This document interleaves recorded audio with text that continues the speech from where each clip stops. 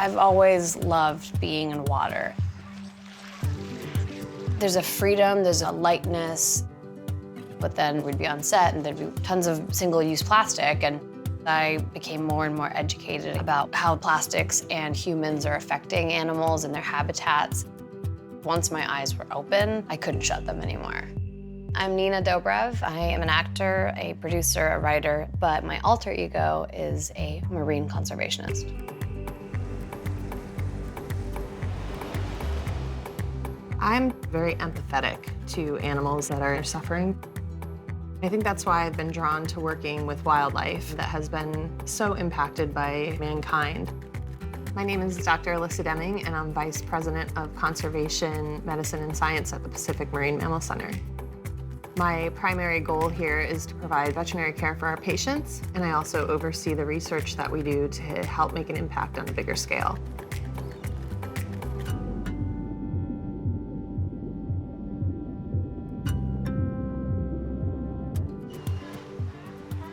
Hi, Nina. Hi. I'm Dr. Demming. So nice to meet you. It's so amazing to meet you. Thank you so much for having me. You're welcome. Welcome to the Pacific Marine Mammal Center. We're going to give you a little tour and introduce you to some of our patients.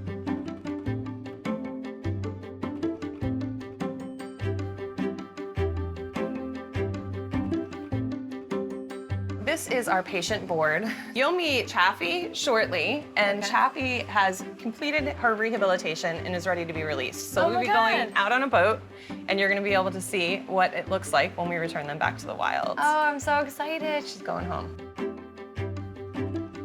We try and feed these animals so they don't realize the fish are coming from humans. She needs to be able to survive out in the wild. This is plastic that was found inside one of our patients' stomachs. Oh my God. So that could have been somebody's sandwich bag from lunch. And so that's the kind of thing you need to think about when you're using these things. Is it necessary for you to use that plastic bag one time and throw it away, and then potentially risk it ending up in one of our patients' stomachs? In 2050, they say there's gonna be more plastic in the ocean than fish. I wanted to show you some fishing gill net that we've had from some of our other patients. A lot of times our sea lion patients end up putting their head through this, and it's so small that it ends up embedding into their muscle. What's the solution to this? Some kind of product that can break down that's not made of plastic. And that's where technology, innovation, and creativity is gonna get us out of this problem. This is a radiograph or an X-ray of Loki, who was a California sea lion subadult that was entangled in gill net. And so you can actually see the massive amount of defects, these lines going into his skin. His skin should be flat. But now he's in the wild. Yep, we have completed his surgeries. He healed really great, and he was released back in May. He was one of the lucky ones. Getting to walk around the center and seeing the animals was so cool, and what's behind all of it with all the technology and the machines and the x-rays. Yeah, so we use technology here at the center before we even rescue the animals, and we use it after we're released. So let me show you a little bit of the satellite tag data we can put on some of our patients. This is post-release tracking of 2 of our rehabilitated patients from this year. So that little tiny tag gets glued to his fur, and it's kind of like a cell phone where you can track their movements after they're released. All right, so Loki is towards the cliff somewhere?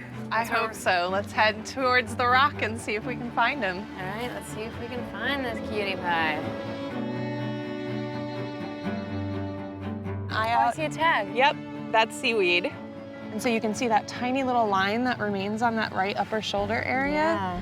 And that's all that's left of this massive laceration right on that right shoulder. Oh, she looks so healthy and happy.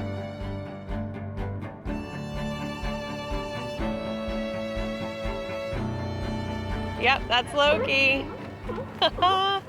Oh my God, he looks great. I'm happy to see the scars because it means he's recovered, but also I'm imagining the net being wrapped around his neck, and it makes me so sad. He's a lucky dude that he got a second chance.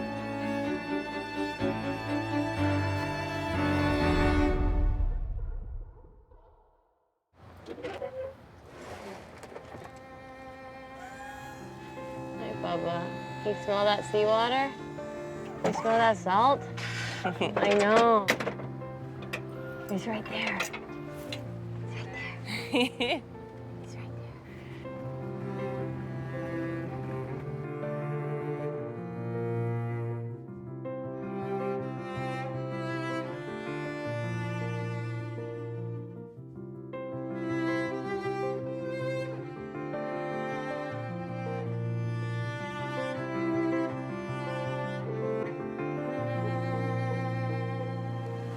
All right, Chappie, ready to go? You got this, girlfriend. Goodbye. Good We luck. love you. She's like, this is the biggest pool I've seen in months. Here we go. Dismount.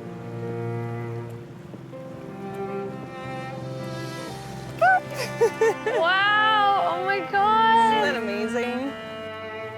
Make good decisions out there, Chappie. Good luck. Look right here, right here.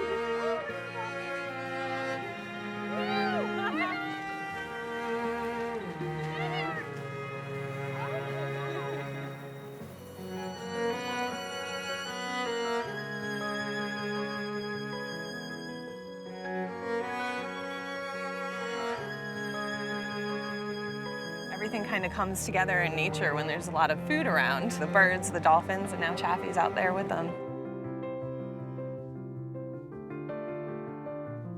Releasing our patients and successfully rehabilitating them, that's a big win for us here. And then when it comes to bigger problems like single-use plastic, that actually takes a lot more time and effort to make a difference on a larger scale. I can't believe that we still, that this is still an option. I know plastic never disappears. So it may break down into smaller particles that you can't see with your naked eye, but it's still floating around in the ocean and it's throughout the whole water column. It's the small decisions every day that people make that are driving our single-use plastic issues. So by becoming a conscious consumer and just deciding to not take a piece of plastic silverware when you get delivery food, it may not seem like it's having a major impact, but every fork you've ever touched in your life still exists out in the world. So either it's in a landfill, it's trash on the side of the road, or it makes its way down into the ocean. There's also a lot of restaurant groups and other companies that are choosing sustainable packaging. There's a lot of companies that have already prioritized minimizing their plastic use and also figuring out a way to stop ocean-bound plastic by incorporating it into their products and their packaging.